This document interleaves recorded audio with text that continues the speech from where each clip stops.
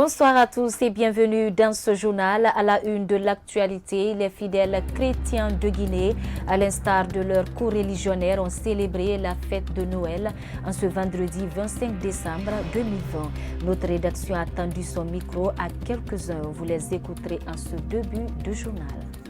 Oumar Sylla dit Fonikemenge, membre du FNDC, décide d'entamer une grève de la faim à partir de ce vendredi 25 décembre. Vous aurez les raisons de cette décision dans cette édition d'information. Le chef de file de l'opposition malienne, Soumeïla Cissé, a tiré sa révérence ce vendredi en France par suite du Covid-19. Vous aurez la réaction des opposants guinéens sur les mérites de l'homme dans ce journal. Bonsoir à tous et bienvenue. En bref, insécurité, un cadre du ministère des Sports, de la Culture et du Patrimoine historique a été assassiné dans la nuit du jeudi 24 au vendredi 25 décembre 2020 par des bandits. Il s'agit de Sostène Loa, tué par balle à son domicile à Manéa, dans le secteur Koba, situé dans la préfecture de Koya. Toujours en brève, à Lola, 2 enfants ont perdu la vie suite à un accident de circulation dans le district de Zougueta. Selon nos sources, les 2 victimes revenaient d'une salutation familiale quand une camionnette leur a violemment percuté. À noter que le conducteur de l'engin est un apprenti qui était au volant sans l'accord de son patron. La nuit du mercredi 24 au jeudi 25, les chrétiens ont célébré Noël. Cette année, à cause de la conjoncture économique et la crise sanitaire due au nouveau coronavirus, beaucoup ont célébré cette fête avec modestie. Alpha Oumar Diallo a tendu son micro au président de l'église Chapelle de l'Espoir à Koloma et à quelques fidèles.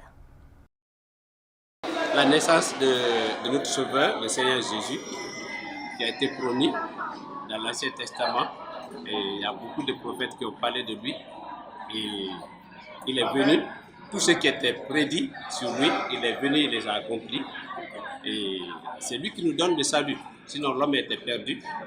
C'est lui qui est venu s'offrir comme sacrifice pour les péchés de tous les hommes qui vont croire en lui. C'est ce que je peux vous dire. Mais nous fêtons la naissance du Seigneur Jésus, et c'est parce que sans sa naissance, l'homme était condamné à l'enfer. Aujourd'hui était un grand anniversaire. De la même manière qu'on est content de fêter l'anniversaire de sa femme. Cet anniversaire est beaucoup plus important.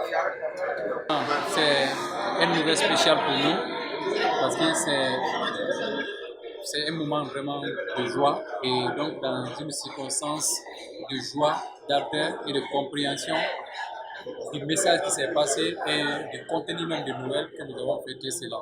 Donc nous pouvons dire que nous avons fêté ça dans la joie. 2020, c'est une année très triste qui a été une année émaillée vraiment de cette maladie. Mais laisse-moi te dire aussi qu'en tant que chrétien, nous savons qu'il n'y a aucune maladie que Jésus ne peut pas guérir. Donc il y a des gens qui sont guéris de cette maladie Covid. Le Noël, nous fêtons Noël pour reconnaître que Jésus est le Christ.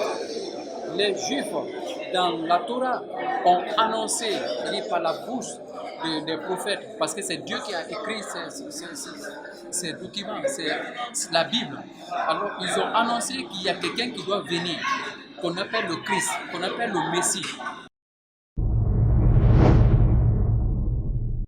Je vous le disais dans les titres, l'activiste de la société civile Oumar Sylla dit Fonikemenge, détenu à la maison centrale de Conakry depuis plus de 2 mois, décide d'entamer une grève de la faim à partir de ce vendredi 25 décembre 2020.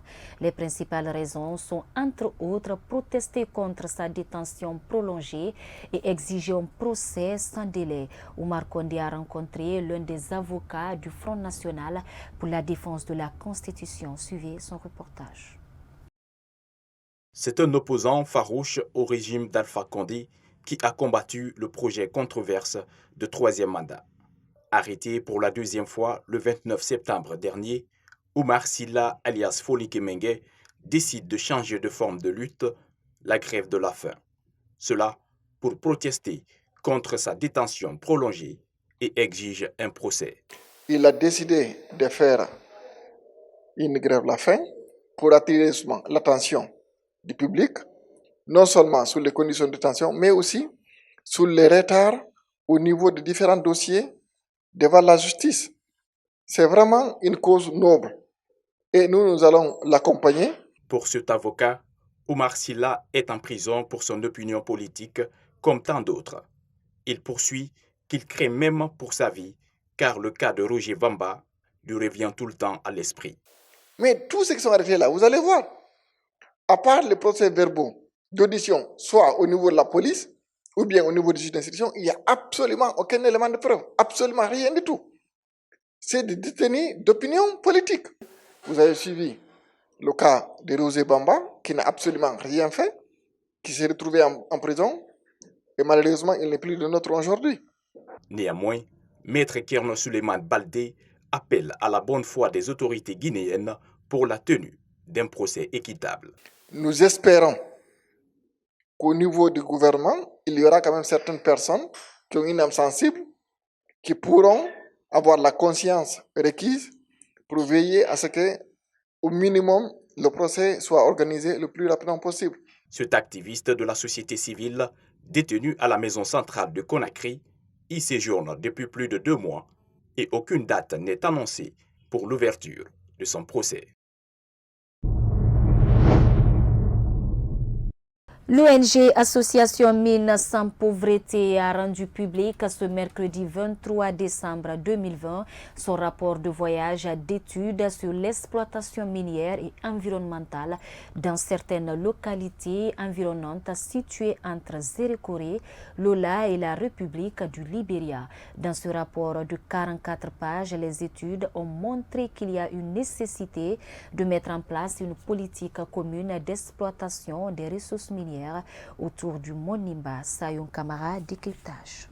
Après 11 mois d'études sur les impacts de l'exploitation minière autour du Monimba, l'association Mines sans pauvreté a dressé un rapport peu reluisant sur la préservation de l'environnement. Ces études visent à mesurer la gestion environnementale mise en œuvre par les sociétés minières en vue de minimiser la dégradation des forêts causée par l'exploitation minière.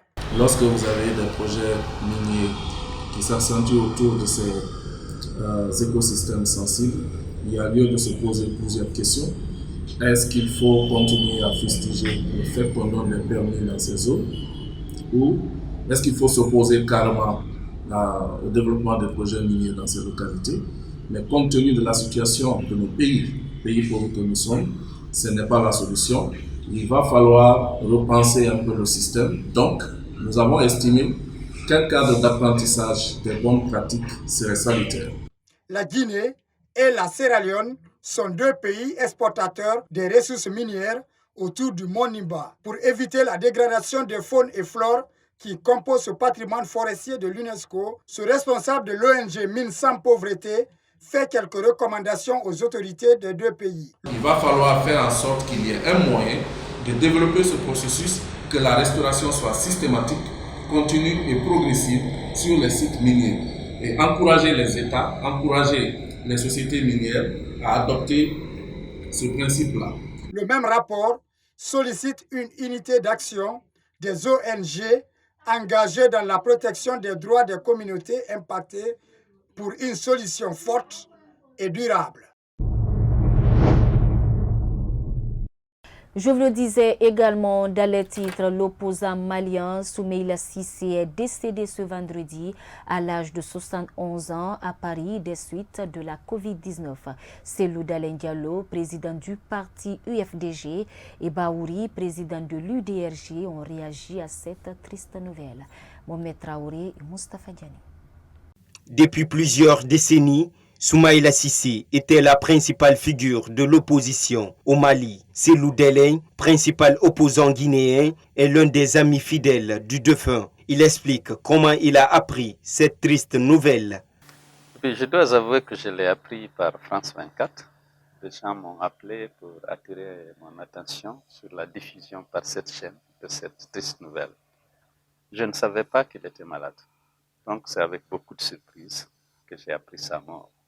Le président du parti Union des forces démocratiques de Guinée raconte ses derniers souvenirs avec Soumaïla.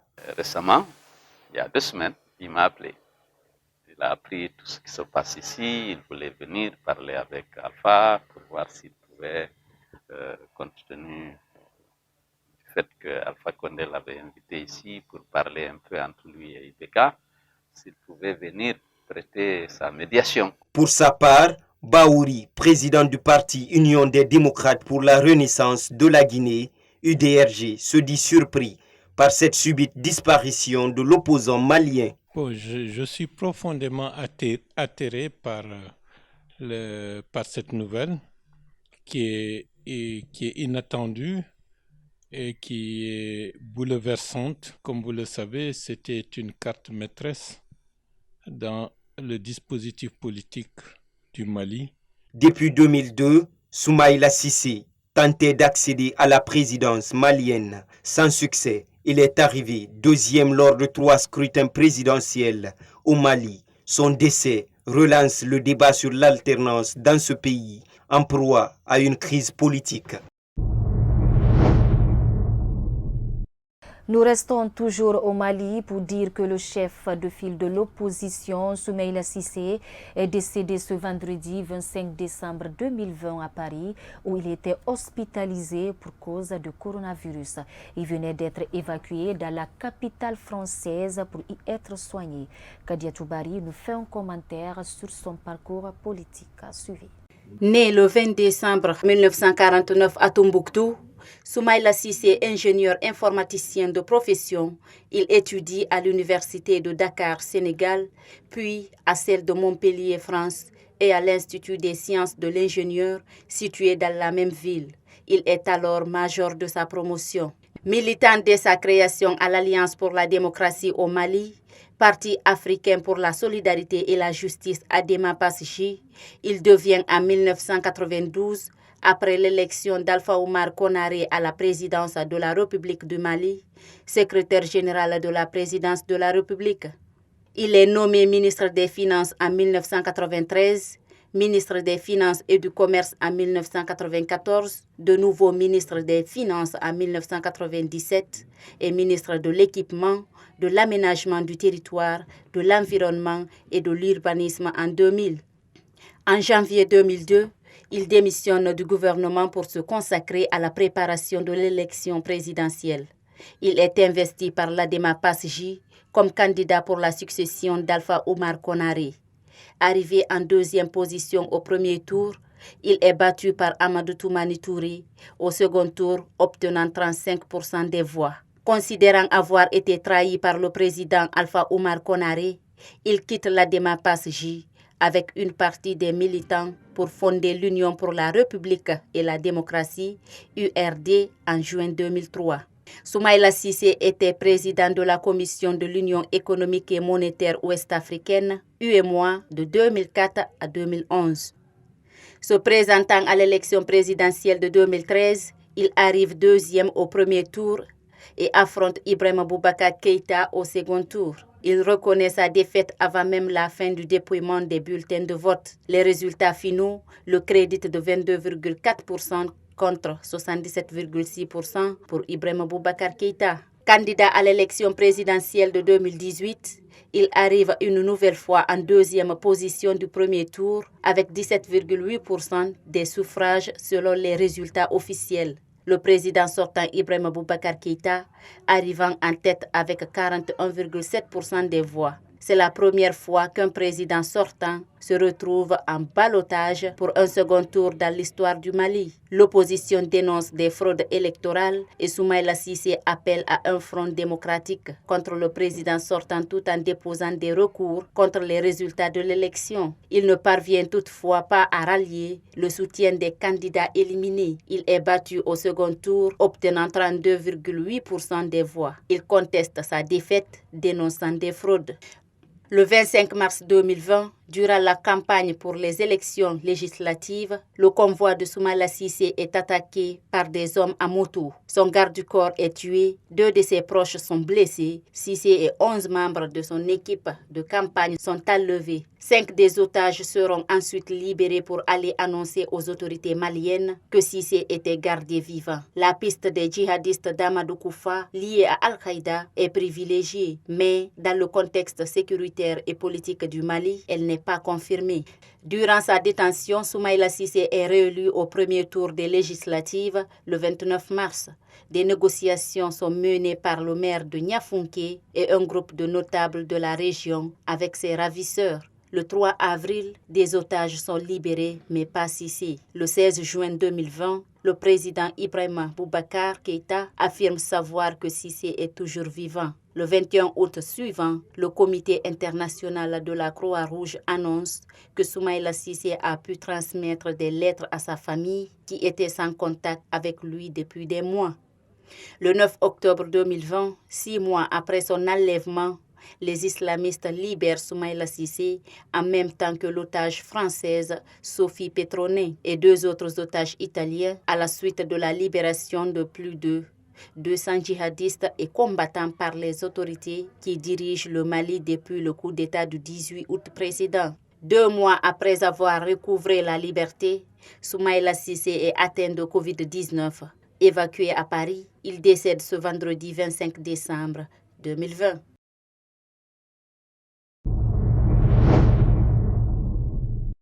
Dans le monde, 10 mois après d'intenses négociations, l'Union européenne et le Royaume-Uni annoncent avoir trouvé un accord qui définira leurs relations commerciales post-Brexit à partir de janvier 2021. Un no deal qui soulage les 2 camps. Fatoumata Diarra Cissé, commentaire. C'est un nouveau départ pour le Royaume-Uni et l'Union européenne après quelques années de rupture partielle. Ce jeudi, alors que des négociations étaient en cours depuis 10 mois, Londres et Bruxelles viennent de conclure l'accord de libre-échange post-Brexit. Il intervient à quelques jours de la sortie officielle du Royaume-Uni du marché unique européen. Sur un texte de 2000 pages, les 2 parties ont établi plusieurs points, parmi lesquels l'accès aux eaux britanniques des pêcheurs européens pendant une période de 5 ans et demi, d'une part, et celui offrant aux Britanniques un accès inédit à son immense marché de 450 millions de consommateurs sans droit de douane ni de quota. Tout de même, le texte devra encore être validé par les États membres, mais il sera alors validé provisoirement par le Parlement européen.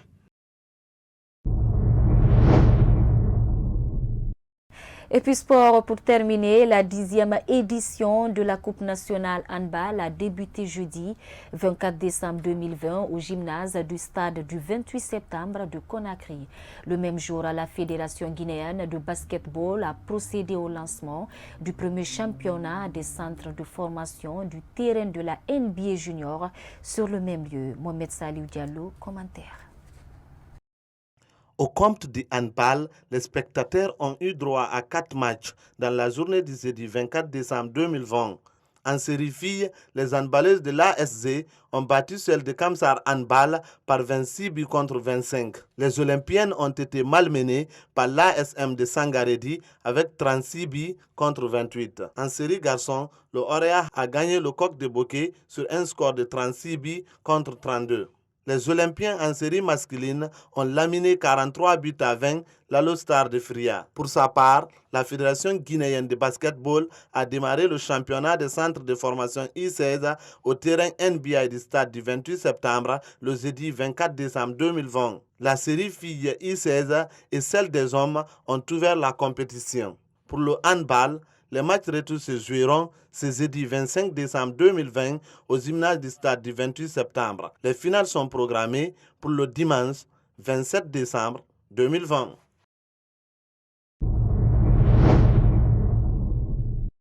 Voilà, c'est la fin de cette édition d'information. Merci à tous de l'avoir suivi et surtout bonne fête de Noël à tous les fidèles chrétiens de la Guinée et d'ailleurs.